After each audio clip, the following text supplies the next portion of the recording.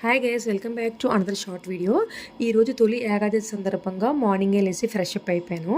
Fresh up అయిపోయిన తర్వాత దేవుడి రూమ్లోకి వచ్చి దేవుడి రూమ్ అంతా కూడా క్లీన్ చేసేసుకుని దేవుడి రూమ్లో కిందనే సెపరేట్గా పీట వేసుకుని ఆ పీట మీద పసుపు కుంకుమ వేసుకున్న తర్వాత ఎల్లో క్లాత్ అనేది వేసుకుని ఆ క్లాత్ వేసుకున్న తర్వాత వెంకటరామూర్తి ఫోటో అనేది పెట్టుకుని అటు ఇటు కూడా మామిడాకులు పెట్టేసుకున్నాను. ఫస్ట్ వెంకటరామూర్తికి ఎంతో ఇష్టమైన తులసి మాలను సమర్పించుకుని దానిపైన పువ్వులతో అలంకరించేసుకుని వినాయకుడికి ఇక్కడ తాంబూలం పెట్టుకుని అలానే ప్రసాదం అయితే మామిడిపల్లి పెట్టానండి.